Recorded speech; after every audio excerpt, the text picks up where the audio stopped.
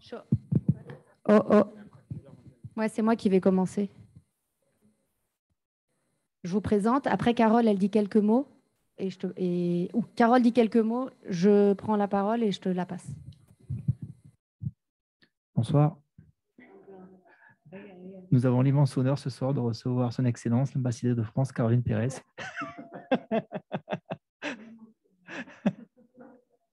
Il se venge, hein, t'as vu? Là, ça fait 15 jours que En plus, de ne pas se remettre en question, il est susceptible. Tu ne te remets pas en question. Et tu as des lunettes. Et tu ne fermes pas les yeux. Tu montres les yeux. Ah ouais, ça fait 15 jours que c'est comme ça, quoi. Quoi, les yeux? Non, c'est... On a fait des photos. C'est vrai qu'elle est une femme. Pour en faire une, ça nous dit ça.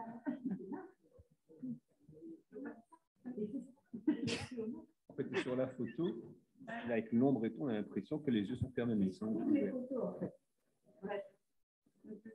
Oui, les photos, j'ai vraiment les yeux fermés aussi, j'ai remarqué. Hein. Voilà, il y en a certaines. Oui, il y a certaines photos où voilà, il est grillé. Une photo qui est super, il y a l'ambassadrice, moi je suis à côté, je suis le seul à avoir une tête horrible. Et je me suis dit, bon, voilà, tant pis, est-ce que je m'humilie en mettant la photo alors qu'elle est très bien ou pas? Poubelle. Oui, j'en ai sélectionné 10. Okay. Mais du coup, demain, c'est un moment pour voir un texte ensemble. Ouais.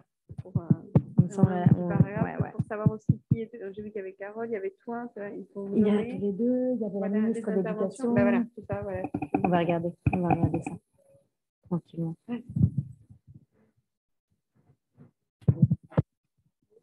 On commence, qu'est-ce que tu commence de toute façon, c'est enregistré. Comment tu lances le truc et je prends la parole juste après toi pour lancer. Alors, je me mets là ou je me mets... Non, on a zoomé jusqu'à l'estrade. Donc pour tout le monde. D'accord. Voilà. Il faut que je parle dans quelle langue, en fait? En français, hein, c'est français. Moi, je vais faire en chinois. Mais... Donc, je lui dis... toute la journée. Un gros son, hein.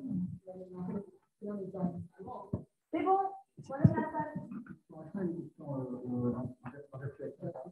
Je cache. Pas dans David, là.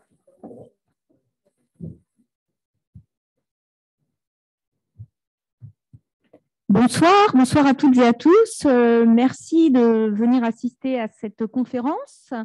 Pour ma part, je suis la directrice pédagogique de l'Alliance française de Buenos Aires. Et juste vous dire, surtout aux personnes qui sont dans la salle, que nous organisons à l'occasion de la fête de la musique, 21 juin, un concert dans notre espace Renault de 20h à 21h de jazz manouche en hommage à Django Reinhardt.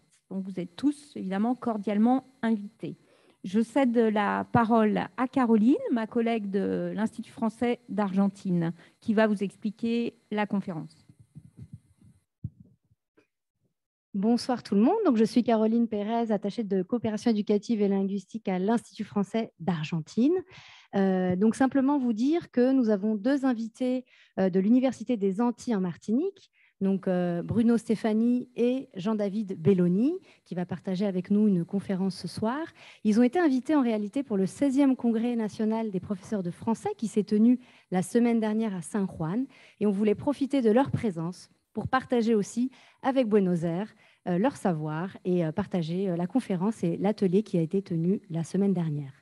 Donc, je ne serai pas plus longue. Je cède la parole à Bruno Stefani, qui va présenter en quelques mots le master FLE à distance qui est proposé par l'Université des Antilles. Bruno, c'est à toi. Bonsoir à toutes, bonsoir à tous. Je suis extrêmement heureux d'avoir été invité ici à l'Alliance française donc de Buenos Aires pour présenter notre master FLE à distance et en ligne.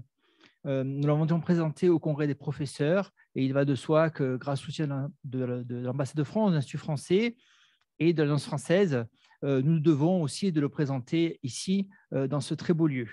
Alors, sachez que je suis le directeur de l'Institut caribéen, localisé donc dans l'Université des Antilles. Nous avons donc deux pôles, le pôle Martinique et le pôle Guadeloupe. L'Institut est situé dans la faculté de lettres, donc dans le pôle Martinique. Notre master est entièrement en ligne et à distance. Il faut savoir que nous sommes aujourd'hui l'un des masters de France qui dispose le plus d'étudiants dans le monde. Nous sommes présents sur les 5 continents. Et dans ce cadre, nous proposons donc notre master qui est composé de nombreux cours. Alors, il se décompose sur la première année en 2 semestres. Il y a certains cours donc, qui sont vraiment focalisés sur tout ce qui est didactique du FLE, comme par exemple histoire de l'enseignement des langues, organiser un cours de FLE, la phonétique, didactique du FLE et créativité. Et nous avons des cours davantage périphériques, comme par exemple celui focalisé sur la créolisation culturelle.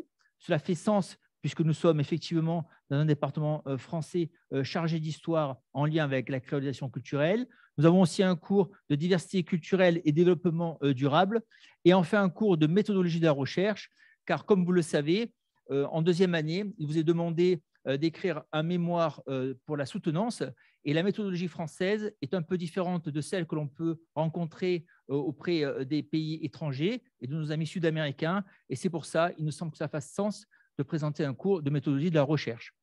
Le 2e semestre s'organise aussi autour de 8 cours. Là encore, des cours focalisés donc sur le cœur du métier, le cœur du métier de l'enseignant de FLE. Nous avons un cours de didactique de l'oral et de l'écrit, un cours de théorie linguistique, didactique des langues et migration, TIS et didactique des langues, apprentissage interculturel.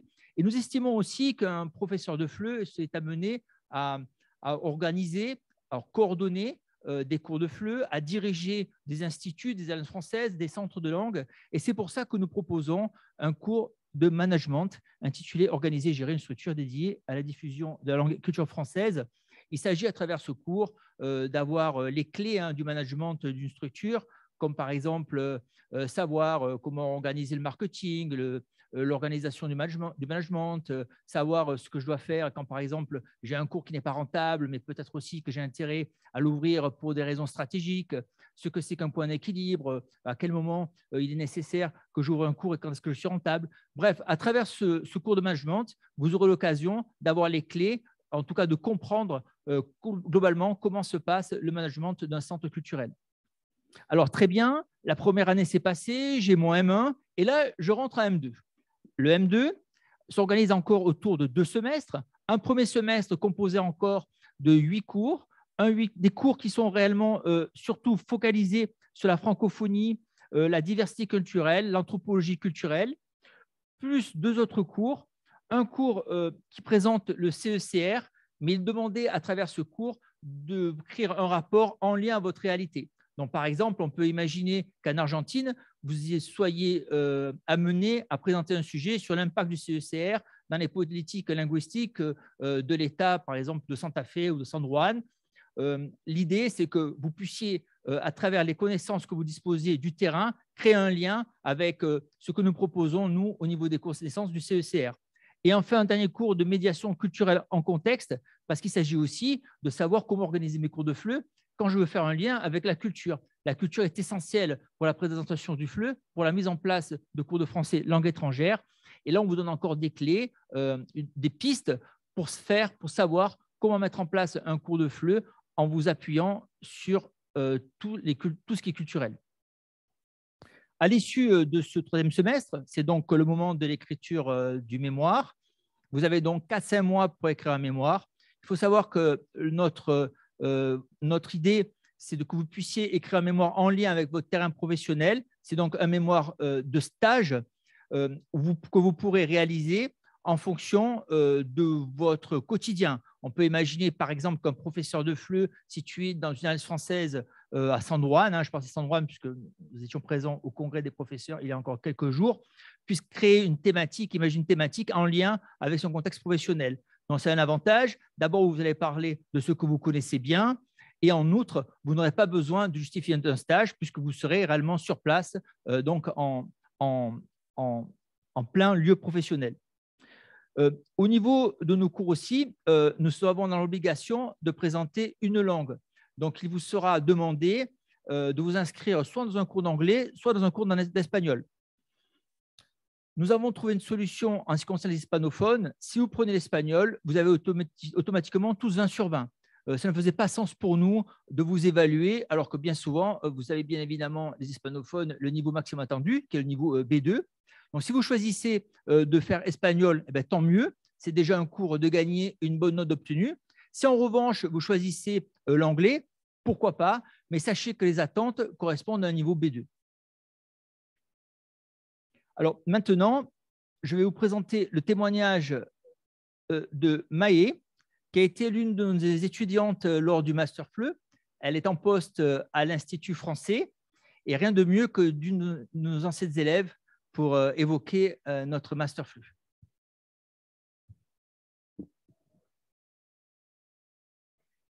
Oui, alors d'abord, j'avais fait un comparatif avec tous les différents masters en ligne. Donc, il y en avait quelques-uns, 5 ou 6 de mémoire. Et en fait, j'avais déjà eu une expérience un petit peu malheureuse, entre guillemets, quand j'avais fait le DU FLE avec une autre université, où j'ai dû me déplacer pour les examens alors que c'était entièrement en ligne. Et donc là, je me suis vraiment assurée, j'ai envoyé des mails à l'Université des Antilles qui m'ont assuré que pour toutes les étapes, on n'avait pas à se déplacer, donc ce qui était très pratique parce que je vivais en Amérique latine. Donc, que ce soit pour suivre les cours, que ce soit pour le mémoire, pour passer les examens, pour la soutenance, à aucun moment, on avait à se déplacer. Donc, c'est un gage très important, surtout, bien sûr, au niveau économique, en gestion. Comme disait Caroline, je travaille à l'Institut français d'Argentine. Je suis très occupée, j'ai un travail à plein temps. Donc, vraiment, ce qui était très important, c'est pour le faire entièrement en ligne et à mon rythme. Les cours sont disponibles 24 heures sur 24. Donc, même si on a des grosses journées, que ce soit professionnelles ou familiales, on arrive tout de même à combiner. Alors, bien sûr, ce n'est pas facile, mais on arrive à suivre directement donc, le master. C'est tout le temps disponible. Donc dès qu'on a un petit créneau le soir ou le week-end, on peut se connecter, le faire à notre rythme.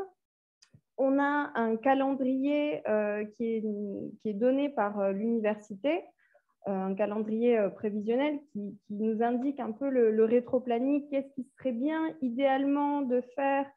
Donc, d'abord ce cours, après ce cours, dans ces temps, etc. Et qui aide beaucoup. Après, si on ne peut pas tenir ce planning, c'est vraiment bien sûr à titre indicatif.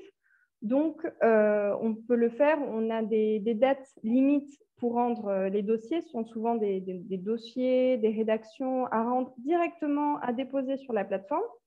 Donc là, bien sûr, il y a des dates limites, mais on peut s'organiser comme on le souhaite. Après, il y a 2 plateformes, enfin, c'est peut-être la même plateforme, mais moi, je vois qu'il y a 2 plateformes. Une plateforme pour les cours en ligne. Donc, comme le disait M. Stéphanie, il y a 8 cours au premier semestre, dont un cours de langue dans les 8 cours. Moi, j'ai choisi espagnol.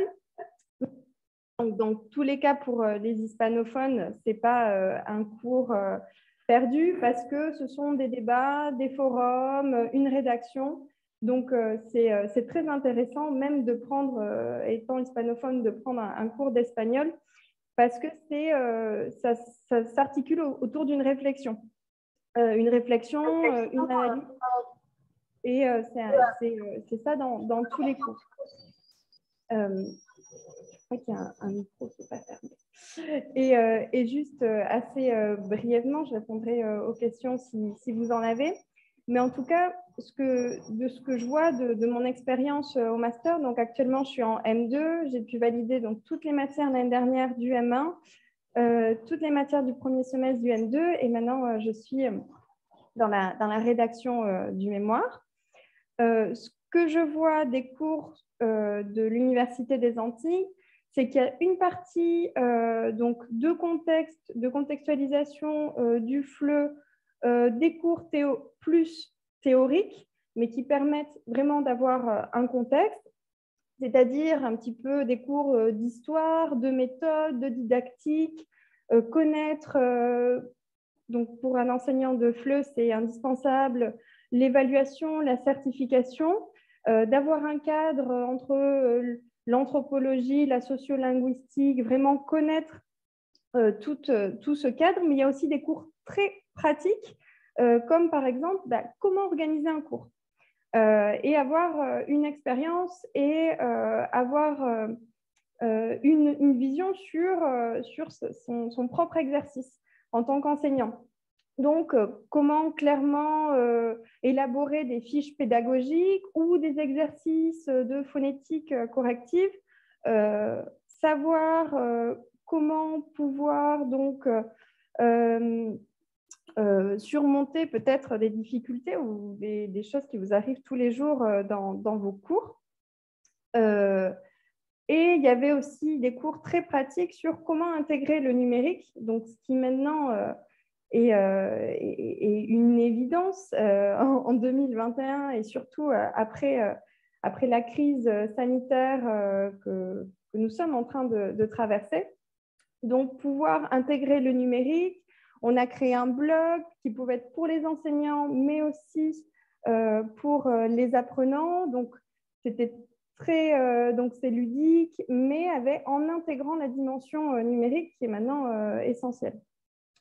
Pour les personnes qui s'intéressent, donc je suis dans le réseau diplomatique depuis quelques années, qui s'intéressent pour travailler dans une alliance française, également que ce soit pour être professeur, pour être dans l'équipe département pédagogique, pourquoi pas la direction d'une alliance, on a toutes les pistes pour pouvoir y arriver.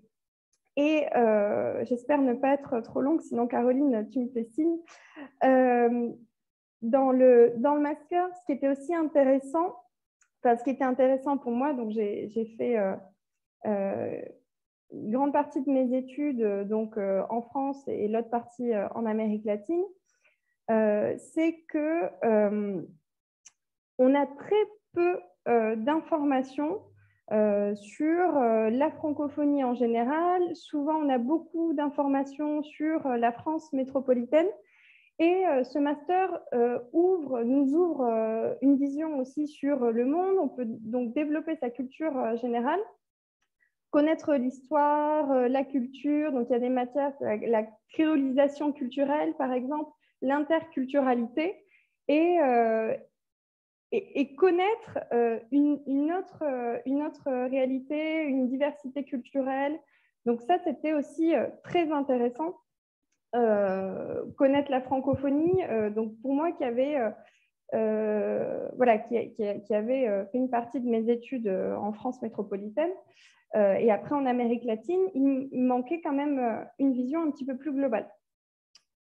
Donc voilà, enfin moi, comme vous voyez, j'en suis très contente. J'ai pu tout faire à distance, travailler, étudier à mon rythme, en même temps que mon travail à temps plein. Donc on peut très bien s'organiser. Il y a un forum où on peut échanger entre étudiants. On peut échanger avec tous les professeurs responsables, donc que ça soit par mail, par chat. C'est assez dynamique. Donc, si j'avais un conseil à vous donner, c'est vous lancer. Vous lancer et puis essayez de le faire à votre rythme. Et puis, si c'est trop de matière, étalez dans le temps.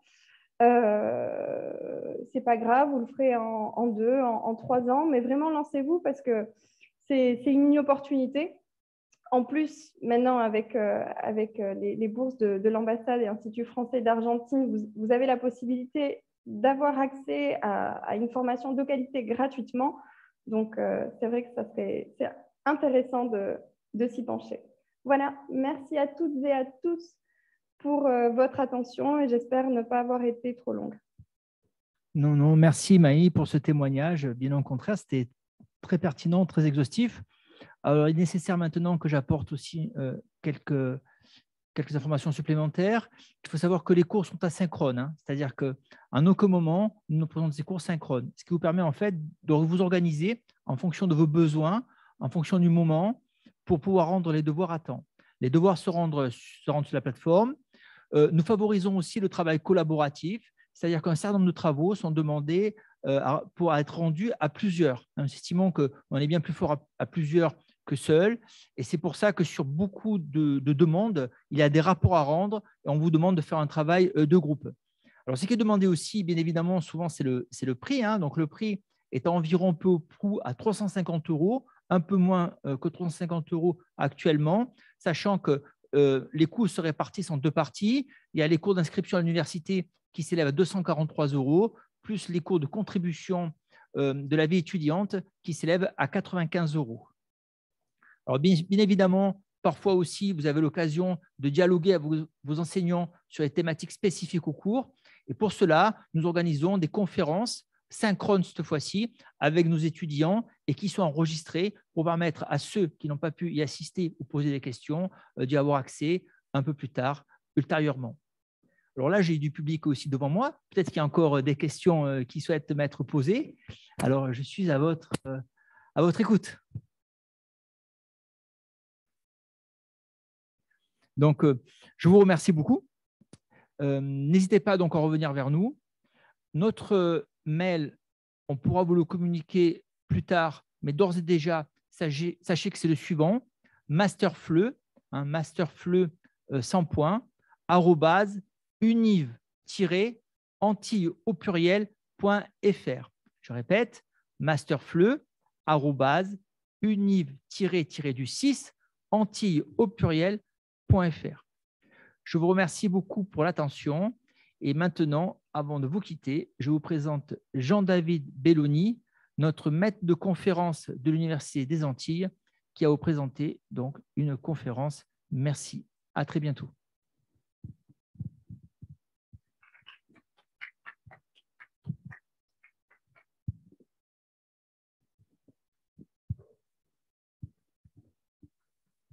Merci beaucoup, Bruno. Merci à l'Alliance française et à l'Institut français de nous recevoir, de nous accueillir.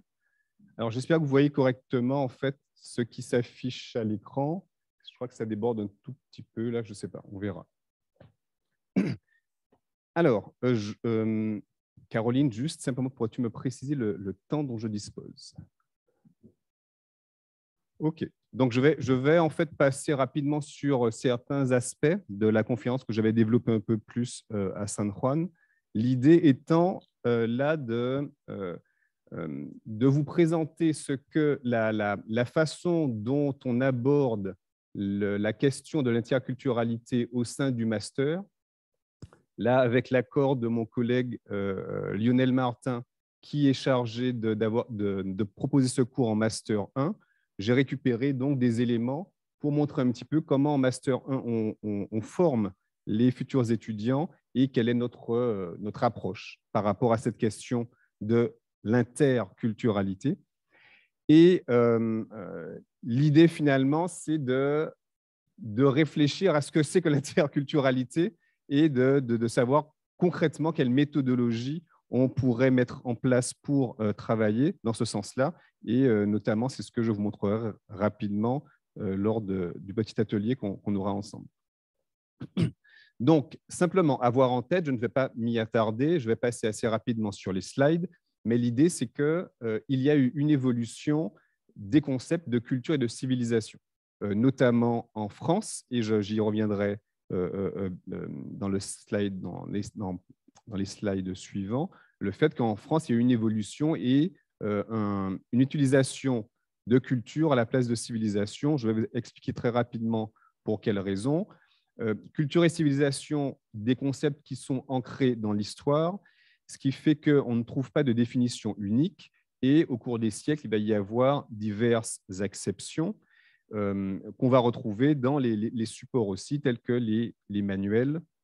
Dans le manuel Mauger Bleu de 53, par exemple, il est question de cours de langue et de civilisation. Donc là, on retrouve une synonymie entre les termes. Donc, ce sont des concepts ancrés dans l'histoire parce qu'en fait, ils datent de l'Antiquité avec des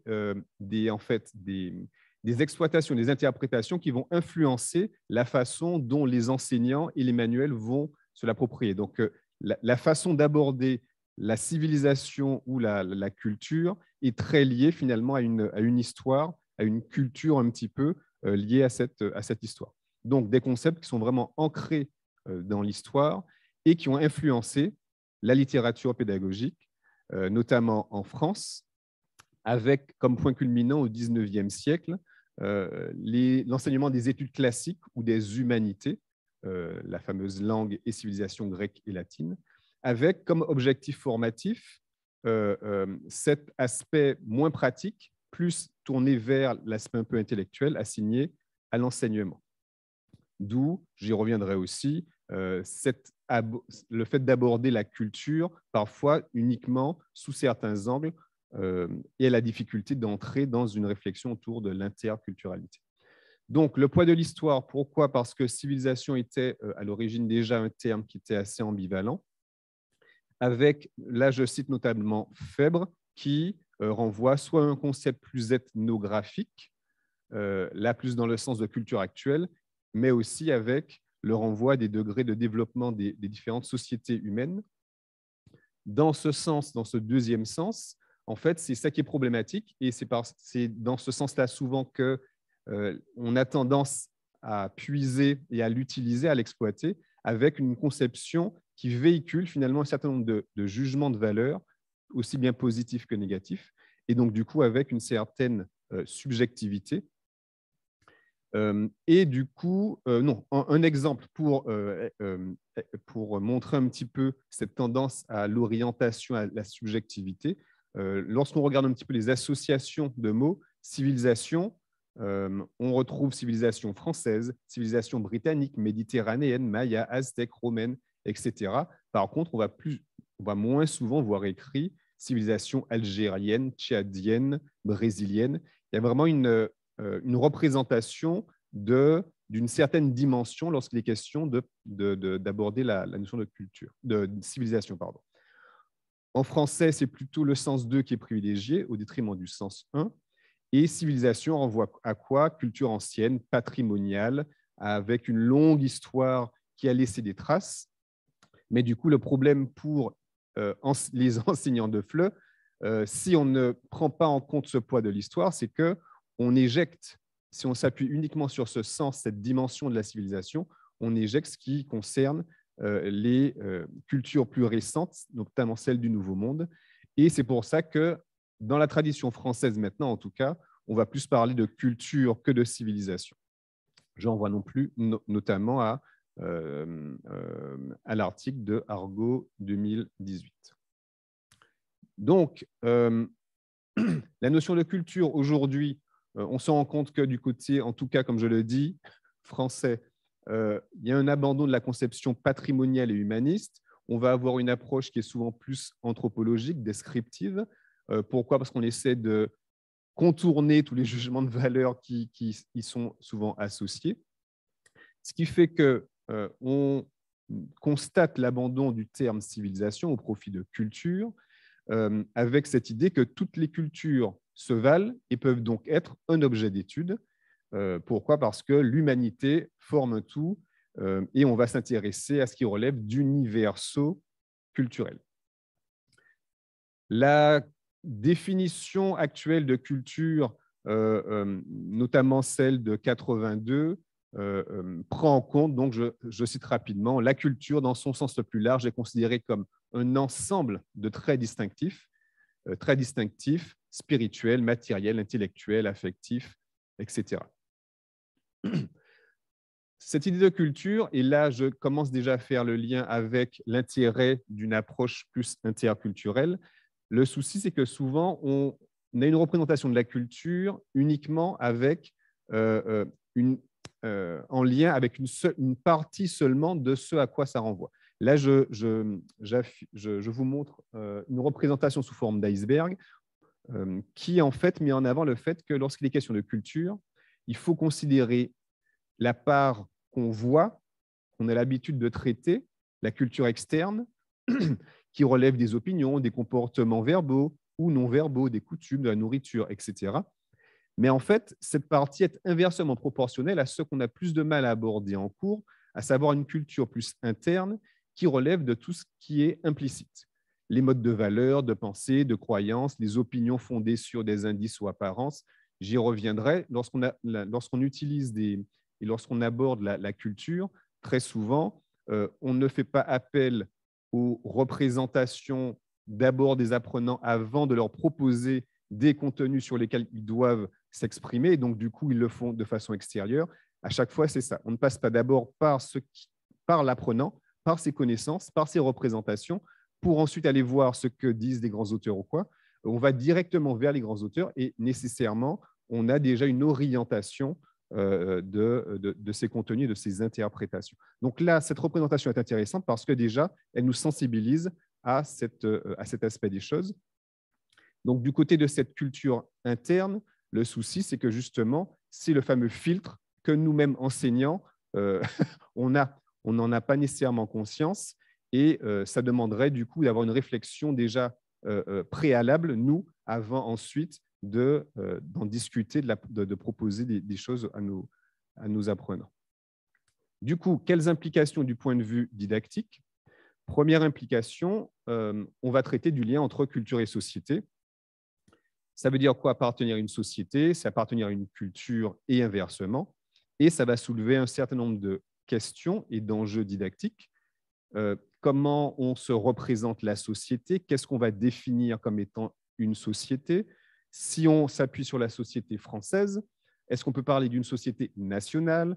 Est-ce que par conséquent, il est question d'une culture nationale qui serait partagée par tous les Français? Là, nous sommes en 2022. Est-ce qu'on doit envisager une société française comme un ensemble politique abstrait avec des sociétés réelles et particulières? Et puis, ce qui relève de classes socio-culturelles. Là, j'en vois notamment à la notion d'habitus et l'habitus scolaire pour réfléchir à ces questions. Deuxième volet, deuxième partie, c'est aussi la culture qui est imposée de façon plus ou moins consciente et qui est plus difficile à repérer parfois. Implicitement, la culture nous est imposée par la société dans laquelle nous vivons et cela de manière plus ou moins implicite. Nous sommes tous conscients qu'il y a des textes qui sont un peu ethnocentriques et finalement, la culture ordinaire, dite ordinaire, c'est quelque chose finalement qui est aliénant parce qu'on n'en a pas conscience. Pourquoi? Parce qu'elle nous modèle et on reproduit ces modèles-là si on ne les interroge pas. Et elle va influencer, qu'on le veuille ou non, notre regard sur le monde, sur les autres. Et du coup, c'est ce qu'on va transmettre aussi comme filtre à nos apprenants. Voilà, et donc du coup, il y aura des conséquences sur l'éducation et surtout si on se veut dans une approche interculturelle. Un exemple de classification, très rapidement, Galisson qui distingue ce qui relèverait d'une culture cultivée, une culture plus expérientielle ou ordinaire, et puis une culture plus médiatique. Relation entre culture et société, autre point important à prendre en compte, bien évidemment, les relations entre langue et société. Là aussi, dans une perspective didactique, c'est une réflexion qu'il faut avoir. Et notamment l'apport de la linguistique dans les modèles sur lesquels nous, en tant qu'enseignants, on s'appuie. Du côté des linguistes, le postulat de départ, c'est que toute expression culturelle est liée au langage à travers lequel le langage, à travers lequel elle va s'exprimer. Et finalement, la question qu'on va se poser et qui va se poser, c'est celle des influences réciproques possibles d'une langue donnée sur la ou la culture dont elle est porteuse et vice-versa. Donc, j'y reviendrai peut-être tout à l'heure pour un exemple récent que j'ai. Donc, du côté des linguistes, on se rend compte qu'il y a plusieurs avis qui sont souvent divergents. C'est ce qui est compliqué aussi lorsqu'il faut, en tant qu'enseignant, lorsqu'on est déjà professionnel de terrain, lorsqu'il faut faire le lien entre la théorie et la pratique, ce n'est pas toujours évident parce que parfois, ça vient de partout et les avis sont divergents. Donc, il faut pouvoir faire des choix et s'y retrouver. Alors, première thèse, c'est que la langue se réduit à des structures grammaticales. Vous imaginez bien que si on part de ce principe, ça oriente déjà la façon d'aborder la langue et la culture par rapport justement à la porte en lien avec le linguistique, la focalisation surtout sur le linguistique avec la tendance à mettre de côté l'aspect plus sémantique. Donc, notamment avec l'approche structuraliste, il y a eu cette tendance.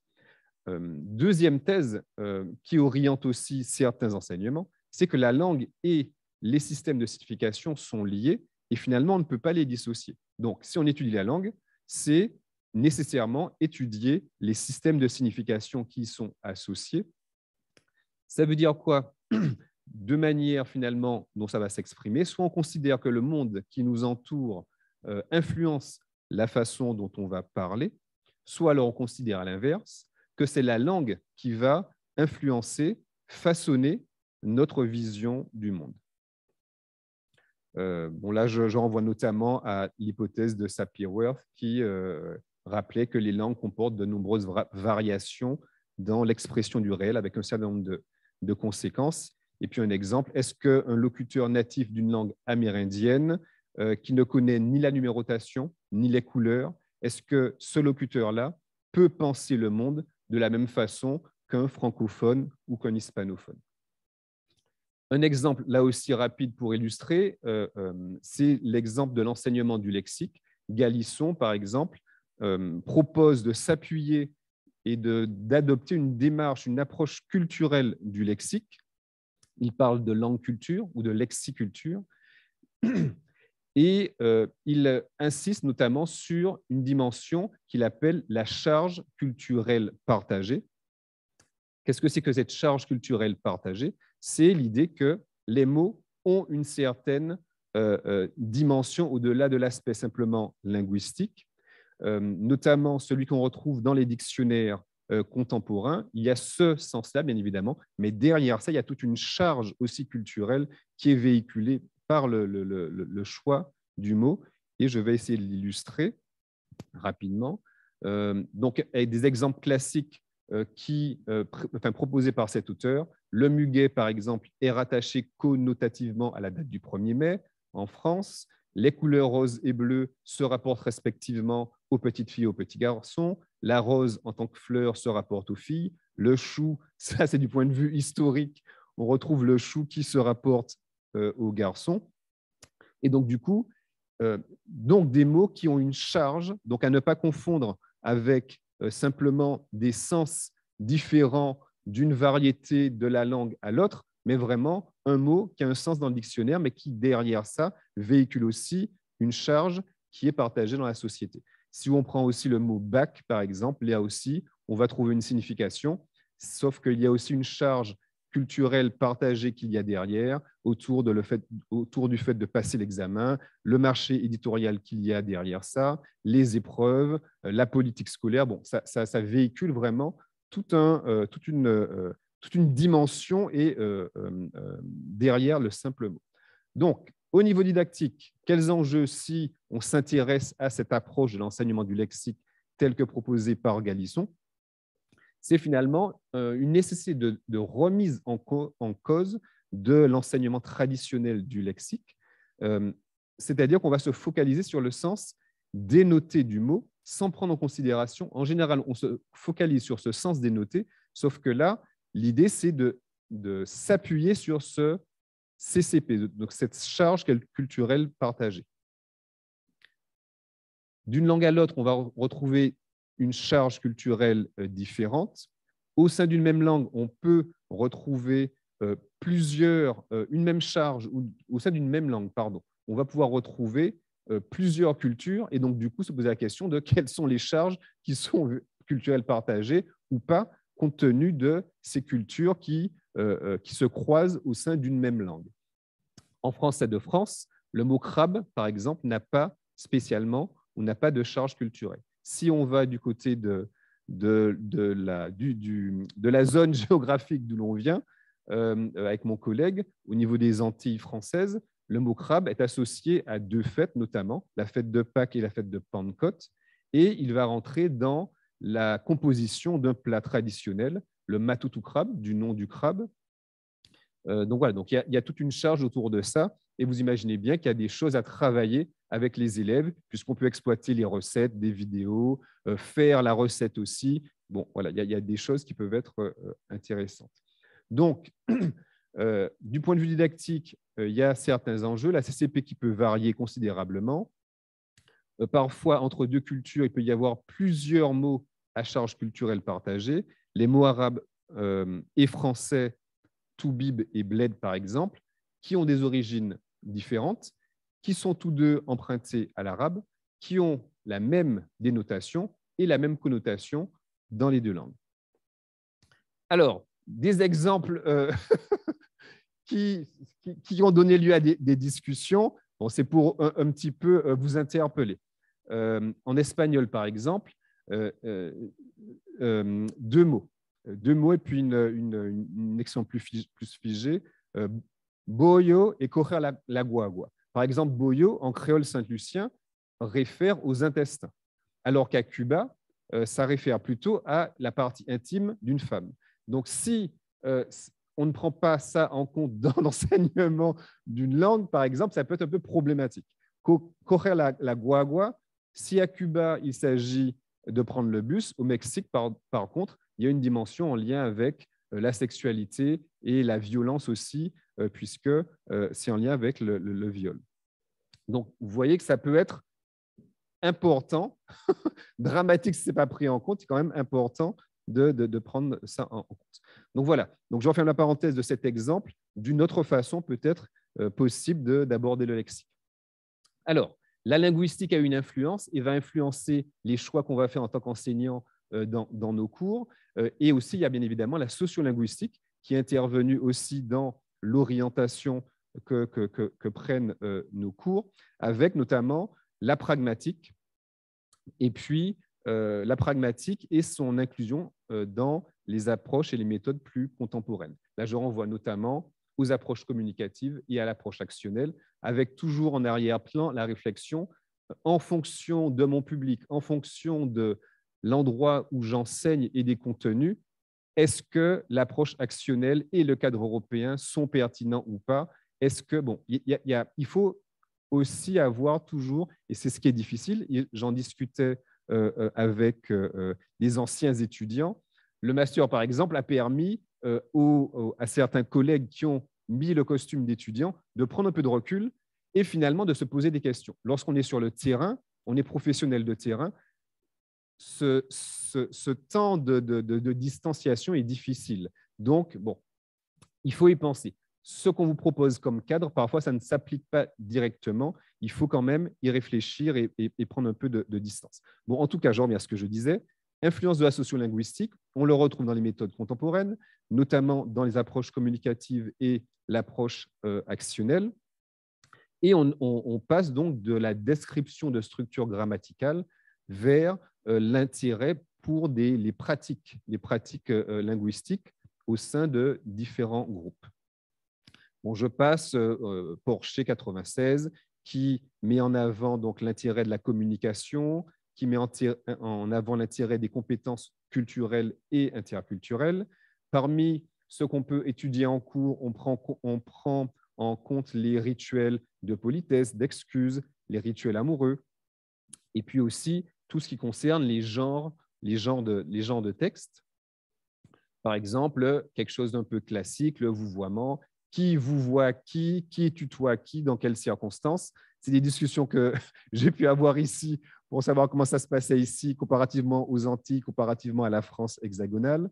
Comment, dans une relation interpersonnelle, va se négocier le passage du vous au tu. Bon, voilà. Ça fait partie des questions qu'on retrouve maintenant dans les cours. Du coup, j'essaie d'aller un peu vite pour ne pas trop durer non plus. Une des questions, ok, je suis dans les temps, me dit le maître du temps, merci. Donc, une des questions soulevées, c'est quels enseignements culturels en didactique des langues? Qu'est-ce qu'on va retrouver? On va retrouver les 4 niveaux des enseignements apprentissage culturel. Là, je ne vous apprends rien. Le niveau des savoirs, le niveau des savoir-faire, le niveau du savoir interprété et le niveau du savoir-être. Rapidement, une illustration. Si on prend l'exemple de se nourrir, dans la culture de la France hexagonale, on va avoir une déclinaison de questions et de façons d'aborder justement cet aspect en cours si on s'intéresse au niveau du savoir, des savoir-faire ou des savoirs interprétés. Mais du coup, quelles compétences culturelles minimales, sur quelles compétences culturelles minimales on va se fixer dans le cours? Finalement, comment est-ce qu'on va sélectionner les faits de culture qui sont destinés à faire l'objet de ces fameux enseignements apprentissage? Plusieurs réponses possibles. Et parmi les plus classiques, celles qu'on va retrouver dans les cours, ça va être l'exploitation d'un concept, celui d'universel singulier, et puis, en particulier, l'appui sur le CECR avec les savoirs socioculturels. Du côté des concepts d'universel singulier, on va retrouver l'effet, on va retrouver par exemple le temps. C'est quelque chose d'universel dans toutes les sociétés humaines. Par contre, d'une société à l'autre, le rapport au temps va être différent. Et ça va avoir des conséquences sur la façon dont ce rapport ou ces rapports vont être exprimés dans la société et dans les faits de société. Donc, par exemple, si on s'appuie sur le temps s'écoule et relève de l'expérience humaine. On va en général identifier un passé, un présent et un futur, sauf que dans les calendriers en fonction des cultures, on peut retrouver justement des structurations différentes. Et bien évidemment aussi l'expression linguistique. Je prenais notamment l'exemple du créole à base française des Antilles va être construit sous la forme du temps, mode, aspect. Alors que c'est un créole français qu'il côtoie et qui est en contact avec le français aux Antilles, le créole, lui, se base sur une autre construction du temps et à la limite se rapproche plus de la construction de certains temps en anglais que du français. Pourtant, c'est des langues qui sont en contact régulièrement et qui sont très proches. Donc, des cultures qui se croisent sur le même territoire, culture française et puis des cultures issues de la colonisation, mais qui ont évolué, bien évidemment. Bon, je ne vais pas m'attarder dessus. Sur le concept d'universel singulier, on peut effectivement questionner ce qui relève du rapport au temps, à l'espace, à autrui, au corps, à l'habitat, etc. Ce sont des choses qu'on exploite justement dans les cours parce que c'est intéressant de comparer ce qui se passe en France, ce qui se passe en Argentine, et en Argentine, ce qui se passe à San Juan, ce qui se passe à Buenos Aires ou autre. Voilà. Et dans chaque ville ou dans chaque province, regarder plus de façon microscopique ce qui se passe dans telle communauté. Donc voilà, c'est des choses qui sont exploitées et qui sont assez riches. Du côté du CECR, vous allez avoir un certain nombre de catégories proposées pour un petit peu analyser et faire des choix en termes de contenu et d'enseignement, et cette catégorie en particulier. Voilà, je ne reviens pas dessus et je continue. Alors, la question qui se pose, maintenant que j'ai refait ce petit historique et ce petit retour en arrière pour rappeler finalement que les choix qu'on fait dans nos cours pour aborder les contenus culturels sont souvent influencés par finalement ce poids aussi de l'histoire. Lorsqu'il est question maintenant d'interculturel, est-ce que les questions se posent de la même façon? Là, on va s'intéresser plus au savoir-être. Donc, qu'est-ce que c'est le savoir-être et comment l'aborder finalement en cours? Et pourquoi est-il question d'une éducation interculturelle? Bon, là, notamment, j'ai repris une citation qui est un peu connue, qui détaille un petit peu. Mais l'idée, c'est quoi? C'est de se dire que l'interculturel, finalement, c'est une fenêtre qu'on va ouvrir pour regarder un petit peu ce qui se passe ailleurs. Et du coup, lorsqu'on ouvre cette fenêtre, ce n'est pas de la simple comparaison des choses qu'on met côte à côte, puis on dit, voilà, ça fonctionne comme ça, et là, comme ça, etc. C'est un petit peu plus riche et différent lorsqu'on essaie de l'aborder en cours. En tout cas, la réflexion autour de l'éducation interculturelle, de l'interculturalité, elle date et elle est héritée des années 70, et notamment avec les phénomènes migratoires. Donc ça, notamment en Europe, et on va avoir une série de décisions politiques qui vont être liées à ce contexte et cette prise en compte du contexte, et puis les décisions à prendre aussi pour l'enseignement. Sauf que, donc du coup, on va avoir beaucoup de textes et beaucoup de réflexions autour de l'interculturalité, mais souvent orientés vers ce type de public-là. Mais est-ce que ce public-là et les solutions proposées correspondent aux réalités, par exemple, de notre classe? Là aussi, il y a besoin de prendre un peu de recul et bien évidemment d'adapter. En tout cas, les réflexions datent des années 70 et au niveau des systèmes éducatifs, on va avoir la nécessité de prendre en charge des enfants dont la langue et la culture maternelle sont différentes. Et on va donc essayer de développer une pédagogie autre que celle qu'on retrouve plus classiquement en didactique du FLE, avec un questionnement, une remise en question de comment est-ce qu'on voit une société, une culture, une langue qui circule dans cette société. Les objectifs attribués souvent à cette approche interculturelle, c'est d'amener l'apprenant à relativiser sa culture maternelle, donc se décentrer un peu, prendre du recul, et avec l'idée de sortir du filtre que j'ai présenté précédemment et avec l'éducation à un regard beaucoup plus neutre. Et ça, c'est compliqué parce que nous-mêmes, comme je l'ai dit, on a déjà un regard orienté et un avis arrêté parfois sur certains sujets. En tant qu'enseignant de langue, en général, on est un peu plus nuancé parce qu'on est obligé de prendre en compte beaucoup plus de réalité, mais on a souvent cette orientation. Donc, du coup, proposer de le faire travailler aussi aux élèves, c'est aussi quelque chose d'assez intéressant. Donc, esprit de neutralité, le fait de se décentrer, pourquoi? Pour apprendre à passer du jugement de valeur plus ou moins spontané à un regard qu'on objectiverait par rapport à ces faits culturels. Donc, aller vers l'acceptation de l'autre. Donc, ce sont des grands principes, mais on va essayer de voir plus concrètement comment ça se concrétise. Mais en tout cas, aller vers l'acceptation sereine de l'autre en tant qu'il est différent de moi. Et notamment, le fait d'aller vers cette acceptation, c'est réfléchir à quelle est mon identité, mais quelle est l'identité de l'autre et en quoi on se ressemble et en quoi on est différent. L'idée, finalement, c'est quoi? Ça va être d'objectiver toute culture, aussi bien maternelle qu'étrangère. Pourquoi maternelle? Parce que c'est la culture et c'est l'identité de l'apprenant. C'est aussi peut-être parfois celle de l'enseignant. Et quand ce n'est pas le cas, c'est justement l'occasion de faire le lien. Donc, objectiver toute culture, aussi bien valoriser la culture maternelle de l'apprenant que la culture étrangère à laquelle on essaie de lui donner accès. Ce qui va bien évidemment aller avec de nombreux phénomènes qui sont parfois un peu complexes à analyser, et notamment sur les stéréotypes.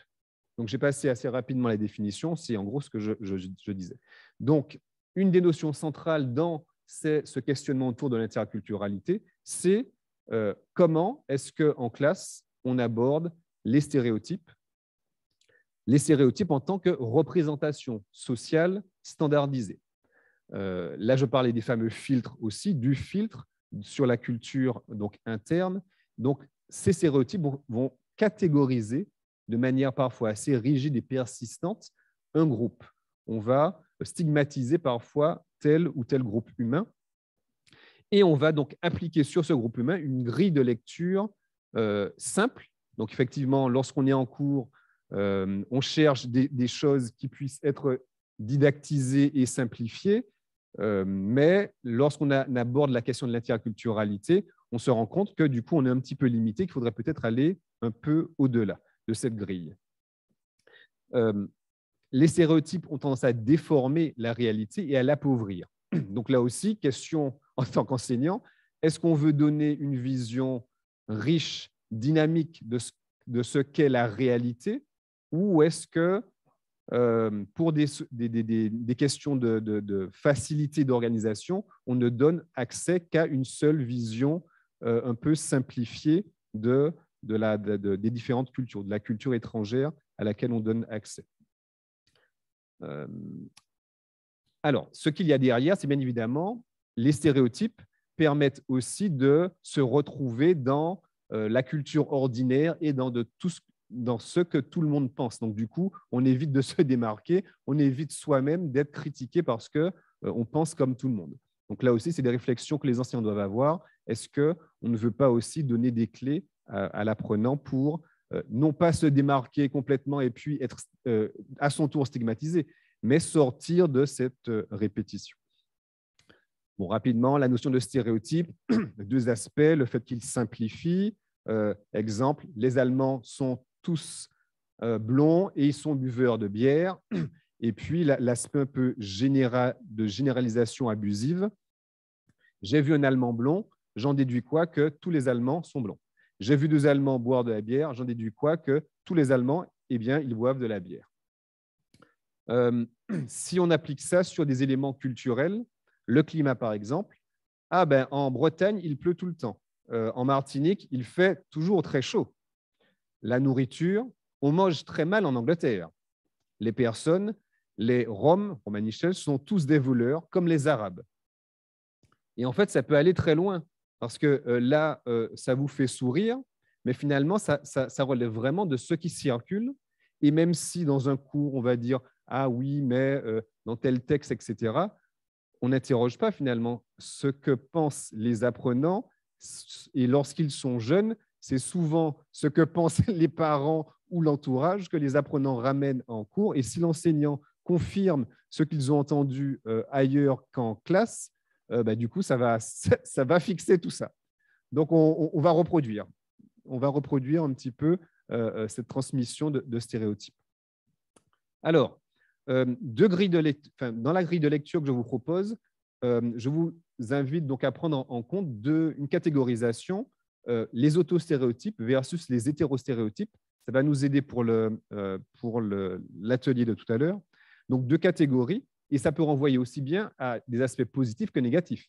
Mais simplement, l'aspect autostéréotype, donc ce sont les stéréotypes que l'on fait porter sur soi-même et ou sur le groupe, la société d'appartenance. Et puis les hétérostéréotypes, là, il va être question de quoi? Des stéréotypes que l'on fait porter sur les autres, sur ceux qui ne participent pas de notre groupe et ou de notre société. Alors, comment est-ce qu'on peut prendre un peu de distance par rapport aux stéréotypes? Vaste question. Très souvent, ils sont inconscients. Très souvent, on les subit, on les fait subir aux autres. Et finalement, si on est dans cette démarche interculturelle, l'enjeu, ça va être quoi? C'est de réussir à définir, à identifier et à conscientiser ces fameux stéréotypes. Et donc, du coup, là, j'y reviendrai par rapport à une méthodologie de travail et pour aborder les contenus qu'on peut proposer. Définition, que le sujet soit conscient que l'apprenant soit conscient que des stéréotypes circulent, qu'on est les premiers à être porteurs de stéréotypes. Moi, en tant qu'enseignant, je suis aussi porteur de stéréotypes. Bon, c'est très bien. Là, on en a conscience. Donc, du coup, on essaie de les catégoriser, de les identifier. C'est vrai que je regarde la salle, mais en fait, il faut que je regarde par là aussi, puisque nous sommes à distance. Je suis désolé pour le public qui est à distance. Je vous oublie. Donc, l'identification, mais aussi une grille pour leur permettre de mieux analyser ce qui se passe, et puis la prise de conscience du fait d'avoir fait ce travail en amont. Alors, concrètement, comment est-ce qu'on peut appliquer ça lorsqu'on veut exploiter des supports de classe, et finalement, c'est en lien avec quel type de pratique? Le maître du temps, excusez-moi, où j'en suis? OK. Alors, quel type de support, finalement, il faudrait ou il faut choisir pour être dans cette démarche? C'est bien évidemment une question fondamentale, puisqu'on a dit qu'on essaie de faire la part des choses entre les apprentissages culturels et puis une autre façon, un autre degré, les apprentissages interculturels. Donc là, l'une des difficultés à prendre en compte, c'est les représentations qu'en tant qu'enseignant, et aussi parfois les apprenants, on a de ce qui est digne d'intérêt ou pas. Quelle place on donne aux intérêts des apprenants, et même quand on donne de la place aux intérêts des apprenants, eux-mêmes peuvent avoir une représentation de ce qui est digne d'être enseigné, d'être appris. Si les objectifs des apprenants, ils ont payé pour aller dans tel pays et avoir accès à une culture intellectuelle, pour aller voir des opéras ou autres, quelle place ont les supports qui ne relèvent pas de cette culture-là. Donc voilà, une des difficultés à prendre en compte, c'est vraiment déjà cette représentation de qu'est-ce qui est digne d'intérêt ou pas. Par exemple, les chansons à texte, le discours publicitaire et le discours littéraire, ce sont des supports qui sont très intéressants à exploiter.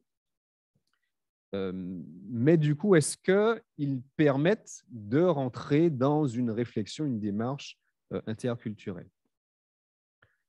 Du côté des chansons à texte, la question qui peut se poser, c'est finalement quel type de chansons à texte, donc quelles chansons vont être porteuses de stéréotypes. C'est un support privilégié dans la tradition pédagogique et on pense que certains auteurs sont, du fait de la haute tenue littéraire, qui sont dignes d'intérêt. Du coup, c'est ceux vers lesquels on va aller spontanément. Les auteurs très classiques, par exemple, ou des auteurs plus contemporains. Donc, du point de vue de la qualité des textes, par rapport au style notamment, bien évidemment, ils sont dignes d'intérêt et ils sont très intéressants pour travailler l'aspect linguistique. Mais par contre, ils sont beaucoup plus pauvres du point de vue des stéréotypes. Le savoir-être n'est pas directement associé à un travail sur la langue, sur l'aspect linguistique. Le savoir-être est plus lié à la personnalité et la façon dont on va se construire et construire le regard porté sur les autres. Donc, du coup, certes, ce sont des textes intéressants, riches du point de vue linguistique, mais ils ne vont pas véhiculer finalement les stéréotypes qui obligent à se décentrer. Pourquoi? Parce qu'en fait, les stéréotypes circulent plus souvent dans ce que j'avais présenté comme étant la culture ordinaire, et donc du coup, dans certains types de textes. Alors, quel texte finalement de chanson propose le plus de stéréotypes à exploiter en classe? C'est en général ce qui relève de l'industrie plus culturelle et notamment des chanteurs les plus populaires. Pourquoi? Parce que finalement, le succès est en lien avec un discours convenu et une circulation d'idées, justement, que tout le monde partage plus ou moins, tout le monde se reconnaît dans cette culture aussi nationale, etc. Donc, le succès va se fonder sur ce type de discours-là, et notamment sur les stéréotypes les plus partagés.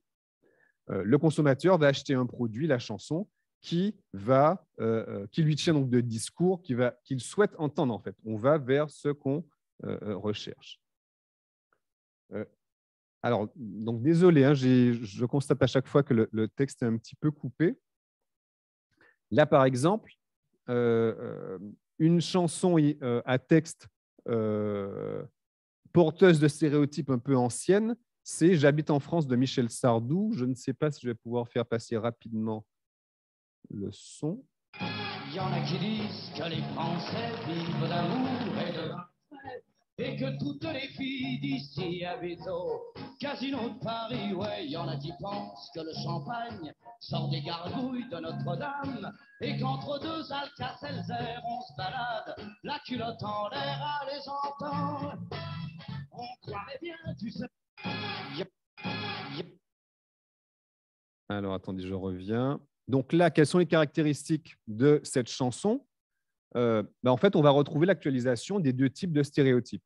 Les hétérostéréotypes, portés par les Français sur les étrangers, et aussi les autostéréotypes, par lesquels les Français vont eux-mêmes se caractériser.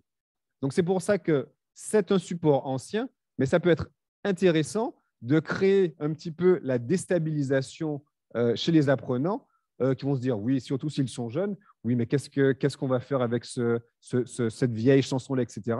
Mais là, le fait d'aborder tout ce qui circule dans ce texte, ça peut être intéressant pour mettre en lien avec des choses beaucoup plus contemporaines et plus récentes. Donc voilà un exemple de support de chanson. Si on veut travailler sur les stéréotypes, si on veut travailler sur une certaine vision de la culture française, voilà le type de support qui peut être intéressant. Autre support aussi, c'est le discours publicitaire. Là, par exemple, des affiches de voyage qui donnent à voir, donc c'est une fenêtre sur des pays. Si on prend l'exemple de la destination Mexique, si on regarde un petit peu ce qui est représenté sur l'affiche, on va avoir une vision stéréotypée que des étrangers sont supposés avoir de ce pays. Avec quoi comme caractéristique? Eh bien, le Mexique va se résumer à quoi? À un cactus en fleurs, à un chapeau, à une guitare, à une couverture. Et puis, en arrière-plan, il y a un petit peu quand même de patrimoine, de culture, d'histoire aussi, dans ce sens-là, des monuments antiques, donc au second plan. Donc voilà, donc, pour ne pas conclure, finalement, interculturalité, oui. Donc, du point de vue théorique, je l'ai passé rapidement, il y a eu de nombreux développements, sauf que du point de vue pratique, c'est un peu plus compliqué à aborder. En tout cas, ce n'est pas aussi simple que ce qu'on fait en général. Et c'est pour ça que dans l'atelier, ce que je vous propose, c'est de mettre en pratique une méthodologie de travail, en tout cas une méthodologie proposée par mon collègue, et donc de voir concrètement comment l'appliquer. Cette méthodologie porte sur quoi? Sur comment faire comprendre à l'élève ce qu'est un stéréotype, comment faire prendre conscience aux apprenants qu'eux-mêmes sont porteurs de ces stéréotypes, auto et hétéro, et puis de proposer finalement le fameux document qui ne va pas être le document déclencheur, mais le fameux document qui va permettre, à partir de la conscientisation, de l'identification et de la grille de lecture, qui va permettre de travailler sur vraiment les stéréotypes dans la société française.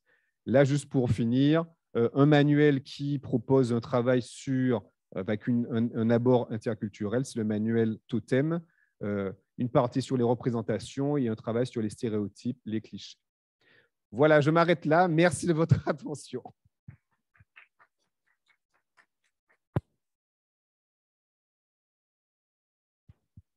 Merci Jean-David, merci à toutes les personnes qui nous ont écoutés à distance. Maintenant, on va rester dans un cercle beaucoup plus intime pour mettre en pratique, effectivement, passer du cadre théorique qui était effectivement très riche à la salle de classe et à l'utilisation de matériel. Cette réflexion interculturelle, ou plutôt comment aborder l'interculturel en classe. Et ce n'est pas si facile. Merci. Merci beaucoup.